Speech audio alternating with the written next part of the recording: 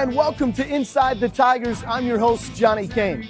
You know, it'd be an understatement to say the year 2020 has presented some unique challenges, but this Detroit Tigers squad is up to the task and ready to make the most of a 60-game season, and they're bolstered by some energetic newcomers who are sure to make some noise. Later in the show, we talk with Ivan Nova on how it feels to have a decade of Major League experience under his belt, learn the secret behind C.J. Cron's power at the plate, and share a laugh with the always entertaining Jonathan Scope. But first, we check in with Tigers reliever Brian Garcia, who hopes to take his next step in 2020. All right, Brian Garcia, you look good, man. Thanks for being with us. Thank you, no problem. Hey, I wanted to ask you, we go back to last year and, the experience of getting an opportunity to be called up, getting a taste to the big leagues. How impactful was that for you as an individual? It was great, man. It was a great experience. I kind of took it day by day, and I knew it was going to be different than anything I'd ever done, and I was just really excited to get up here and learn and be around all these guys and really enjoy the experience. It's your fifth season, inside the Tigers organization. What's it been like, and if you could try to maybe point us in a direction of where you felt it's grown the most, what would you say? I think my journey has been nothing crazy, I had the surgery, but plenty of people have the same surgery. I think it was just about kind of learning and understanding that this game is, you got to take advantage of it and enjoy it while you can. It kind of put things in perspective for me and made me realize how much I do enjoy playing and competing out there. I remember outings didn't go the way I wanted them. A few years ago, I'd be very upset and hang on them and worry about them. And now, it's just kind of enjoy competing and take it day by day and don't stress it too much. If you have a bad one out there, the beautiful thing about this game is you get to play the next day. An element of the game is adrenaline. So when you come off, how do you decompress after a high adrenaline performance? Oof. Sometimes it's weird, man. Sometimes there's some that you just can't come down. You get home and you're still on that high and you can't go to sleep that night. It's crazy. But those are few and far in between. Those are the really adrenaline-filled games, crazy situation. But for the most part, you got to, like for me, I always want to do my shoulder and forearm program right after I pitch, get that out of the way so tomorrow I feel good and, get a quick stretch in. I think it just helps, just think about something else and then it kind of brings you down and then tomorrow you can talk about it, If we look at the next step, being the 2020 season, albeit being an abbreviated one, what does that next step look like for Brian Garcia? I think the next step, man, is just being very consistent. Keep telling myself I'm really close, man. I feel really close to where I should be. Obviously, you're always going to want to be better than your last outing. But I feel really close to where I want to be. I'm going to throw a bullpen today, and I really hope it gets me exactly where I want to be ready to go tomorrow and compete again. All right, a couple more quick ones here. What's one song that hypes you up? One? I do love, I'm not sure the name. It's the Bulls intro. Yeah. Alan Parsons Project, I think? No, I know exactly what you're talking about. I have it on my playlist too. Yeah. It might be, I think it is Alan Parsons Project. All right. Yeah, I think it's called like Sirius, but with like a C or something. Yeah. That fires me. No, you're right. Okay. Yeah, I like that one. All right. On the other end of it, give me a song that calms you down. Calming me down. When I meditate, I always have some sort of bells or something like that. Just something pretty chill. That usually brings me down. All right. Not like AC/DC Hell's Bells, because that wouldn't bring you down. No. Nothing wrong with that. Well, we hope you have a ton of fun, obviously, this season. We appreciate you taking the time, man, and looking forward to catching up with you down the road. Awesome. Thank you. My go-to karaoke song is blank. What's your go-to? Justin Bieber. Baby, baby, baby, no. That's a good one. That's a crowd pleaser. Everybody gets into that one. All right. The TV show I'm embarrassed to admit that I watch. SpongeBob. SpongeBob? I watch SpongeBob with my kids so much that I watch it by myself now. You know what I mean? Me too. All right, Jonathan Scope. Hey, man, thanks for joining us today. We really appreciate it, man. Thanks for having me. You got it. Hey, look, you've had some experience playing with some different teams over the last couple of years. Certainly cut your teeth in the Baltimore organization, and now you get an opportunity to join the Detroit Tigers. What was it that made the most sense for you that you wanted to come to Detroit and be a part of this?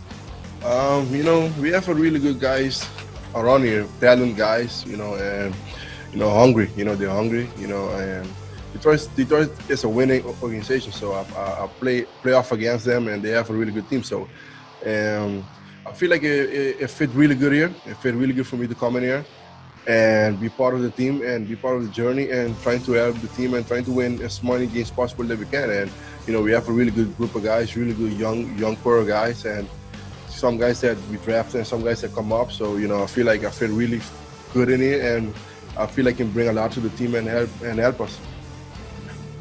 To add on to that, where do you feel like you add the most value to this team?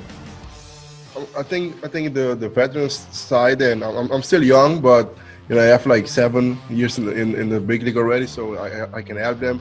And the young guys that is in the situation, I've been through it. You know, I've been through it, and I can help them whatever question they have, and I can guide them through it and go through it. And you know, it's a fun journey to be part of this team. You know, and start winning games, and start make people believe in the Tigers again. Jonathan Scope just one-armed that ball over the left field wall for his 3rd homer of the year. You know, you mentioned you are still a young man, but in baseball terms, you are considered, you know, a veteran player, at least on this team. How do you feel like even being a first-year player here, but having that, you know, veteran status where you can be a leader, whether vocally or just by your play? I think I'm more like the way I play. You know, I see that as like Adam Jones. You know, in Baltimore, you know, he was our leader, and you see the way he play. He play hard all the time. You know, as soon as he step on the line, you know, he leave everything out there. You know, after the game, you gotta be tired. You gotta leave everything out there you can. You know, I think, you know, that's where you teach the guys the most. You know, go out there and play hard, and they see you run the ball out. They see you do the things right, and they follow you. Sometimes talk is not. It's not everything. You got to show. I know you've had some great teammates over the years, you know, whether it be Baltimore, Minnesota, Milwaukee. But what about growing up? Who were some of your baseball influences? You mean in the big league or since I was a kid? Go all the way back to when you were a kid, man. All the way back, you know, we have Andrew Jones in Curacao. You know, we watched one of the Brave games. So Andrew Jones, you know, we have a lot of Curacao guys, but you know, Cheater was one of the guys that, you know, I want to be like him and want to play like him. And when I got to the big league, me and Manny was really good friends, and me and him go through a lot of things. You know, we teach each other a lot of things, and those guys that helped me a lot through my career so far. What's been your proudest baseball accomplishment to this point in your career? So far, you know, I make as a team, you know, everybody want to be in the World Series, like everybody want to get the ring. But, you know, for myself, you know, I've been to All-Star game. This was really big for me. And in Baltimore to have, I played 162. That was one of the big things that I ever did, play 162. And the next year I played 160. So those was really good for me, for myself. But I think as a team, you want to win. As a team, you want to be in the World Series, you want to stand there, the last team standing. So that's the one that I want to get to. Well, you won a Little League World Series for Curacao, so that's yeah. I won the Little League World Series. Yeah, that's why I want to do it here too. I want to do it in the big show too. So in the major, on a Little League plus here. Sure. All right, last question from me. We're talking about we're going to be talking to your former teammate, current teammate CJ Cron, a little bit later in the week. So we're going to need some dirt on CJ. Is there anything we need to know about CJ that we don't know? Or anything we need to be asking him? I have a lot of things on CJ. CJ is a really good guy. You know, me and him go well with each other. You know, we have fun. We go out there, we have fun, and we talk trash to each other all the time. You know, so we think he's good in FIFA, but he's not. You know, okay. That he's not very good in FIFA. So stop that. Quit it. All right, man. Very good. Thanks for joining us. TV or gaming, mountains or beach, things like that. All right. All right. So if you're ready, I'm ready. That is hammered! Wow. Welcome to opening day, CJ Cron. All right, CJ Cron, thanks for taking a few minutes with us today, buddy. No problem. I got to be honest with you. I was talking with Jonathan Scope. You guys were teammates, obviously, last year in Minnesota. And and we had asked him if there was anything we need to know about CJ. And he starts it with, he's a great guy, but he thinks he's really good at FIFA, and he's not that good. I don't think I'm that good. It was just something we would do in the clubhouse to waste some time last year. Me, Scopey, and Marvin Gonzalez, we would kind of play a little bit. I don't even remember if he ever even beat me, but Marwin's actually pretty good, so he beat us quite a bit. I don't know. Scope always likes to talk some trash, and I'm not surprised that's all I could come up with. Is there anything that you have on him? I don't. He's a really good dude. He's a great teammate. He's going to play hard. He's a big second baseman, and he likes to hit homers, kind of like I do. So it's a good match over there on the right side of the infield, and I think the fans are going to like him quite a bit. How much you're speaking to that right now? I wonder how much you appreciate being able to have, let's say, that familiarity. You come into a new environment, and again, to have somebody looking to your right, like Jonathan, you have familiarity and that chemistry. How much does that put you at ease when you come to work every day? Yeah, it's big. It's big. I think it helps a lot early on. When you don't really know very many people, you're able to kind of relax a little bit and have some fun with the guy you knew. But it was a really open clubhouse. We had a great group of guys in there, and they made me feel at home pretty soon. So yeah, Scopey's a great dude. It was nice to have him early on, but I think the team welcomed us with such open arms. It's been such an easy transition. I couldn't ask for anything else. You know, as you enter free agency, I imagine there are different options on the table. You end up in Detroit. We're all excited to have you here. What excited you most about this particular opportunity for CJ Cron? It was just a good opportunity for myself to play every day, to kind of, I think, take that next step in my career where I can be an everyday guy and kind of hit in the middle of a lineup and try to produce and try to help the team win as much as possible. And it was really not even that hard of a decision. Al Avila made it super obvious early on that he wanted me pretty bad, and the feeling was mutual. I wanted to go in there and help the young kids kind of take that step. I kind of compare it to when I got traded to Tampa Bay. They had a super young group there, and kind of like, I guess, veteran leadership or whatever you even want to call it. But I just want to keep the clubhouse loose and try to let those kids develop and realize their potential. You know, I know we're excited about the power that you can bring to the plate.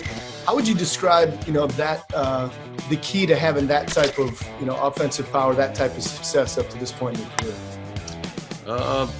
A little bit of body type. I'm a big dude. I'm bigger than most guys, so I have that going for me. But other than that, no, I just kind of been how my approach is. I like to hit the ball up the middle, but I like to hit it in the air too. I like to try to hit it.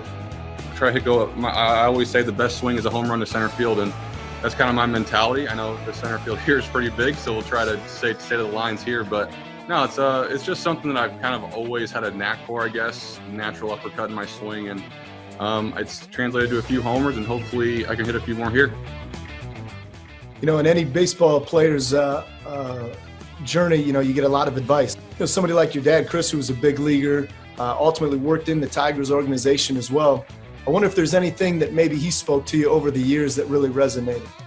Oh, that's an impossible question. He started talking to me when I couldn't even walk yet about baseball. So I guess over the course of my life, it's just constant stuff about the game. And I mean, he's the one that taught me how to hit. He's the one that taught me how to play the game. And when I was growing up, I was always around him when he was managing all sorts of different minor league teams. So kind of just learning through osmosis, I guess, not even really knowing what I was doing out there, but just being around professionals at such an early age, I think really helped me in my development and kind of know what to expect when I got to this level. And yeah, I give him and my mom all the credit. My mom used to flip to me too when my dad was gone. So everyone deserves credit. And yeah, it was just a baseball family from the get-go.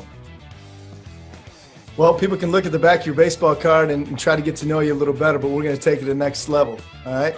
So this is more of a this or that, either or, you know, whatever pops in your mind, all right? So, beer or wine? The wine, I guess. If I had to choose. So you're not interested in either particularly? No, not really. But beer is definitely the lowest on my list, so I'll go wine. Okay. TV or gaming? Ooh. I guess a happy median. I like both, but probably right now gaming. All right.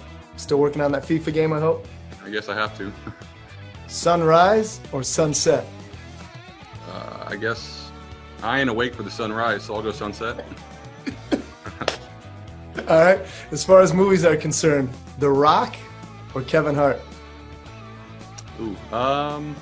I'm not much of a movie guy, so just take this with a grain of salt, but I'll go with The Rock, I guess. All right, fair enough. Yeah, I'm not sure who I would go there either. All right, Ivan Nova. Hey, you think about this. It's been 10 years since you made your major league debut. In your opinion, has it felt that long? Well, yes. Yes, I got to be honest.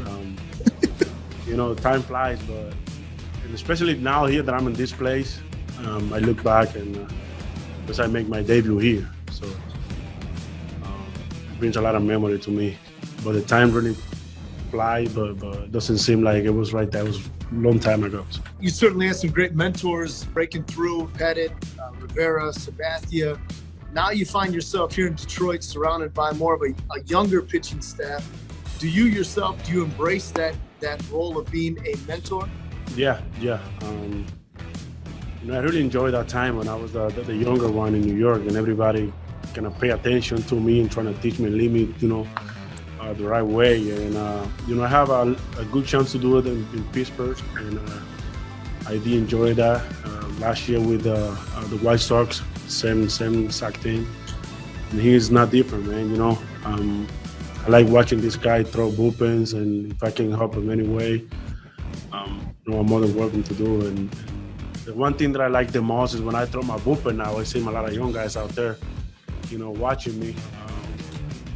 Kind of gets me a little bit nervous. I don't want to do anything, you know, when I want to throw as perfect as I can. So I can give them a good example. And it's not always what I can tell them. It's just the way I can handle myself is the way that they're going to learn. I know we had a chance to catch up with you back in the original spring training back in February down in Lakeland.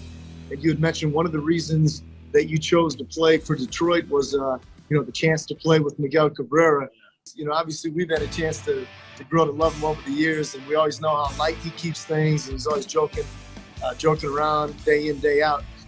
How for you personally, Ivan, have you been able to keep the game fun for yourself, knowing, like I said, you've been in the game for a decade now? How have you kept the game fun throughout your journey? Yeah, I'm the same way as me, man. I like to have fun. I like to make noise. I like to make fun. If somebody do something that I can laugh, I laugh. I don't care. You know, I'm the same way that he is. All right, we're going to get to know you a little bit better. We're going to take it a little level deeper, okay? Mm-hmm. Not so much baseball here. We're going personal stuff here. So you just fill in the blank. Ready? All right, so Ivan Nova, your favorite home-cooked meal is? Rice and beans. Okay. With chicken, yeah. Dominican okay. Fry, that's how we call it. All right, very good. All right, who would you say my biggest supporter is? My dad. My father is he's number one. So he got you playing. How early did you start playing? Like 6, 7, I don't know. Since I was since I remember, let's say. That's the only as long as you can. We used to play baseball like 7, 8 years old. I know way too much about what? Not baseball. What do you know way too much about? Dominoes. Oh, dominoes. Yeah, I play dominoes. Okay. Okay. Pretty good. Yeah. we can do a tournament. We can do a tournament one day. Okay. I'm in. Who else plays dominoes good in the clubhouse? I don't know. I gotta check. We're gonna be a Latino guy. Okay. I can do the research. Okay. All right. How about this? This is the first time you and I have had a chance to talk. What are your initial impressions of me? From you? For you, man. Really good. You're a nice guy. Okay. Not too tough. I seen guys that really go after you. So okay. I'm gonna give you an 8. I don't give them to anyone, so I'm gonna give you an 8. I'm taking it, man. I'm taking it. Well, all I can say is the feeling is mutual. Plenty of grade A guys in this Tigers organization, each looking forward to putting his own unique stamp on the 2020 season. Well, that's it for this edition of Inside the Tigers. I'm Johnny Kane. Thanks for watching, everybody.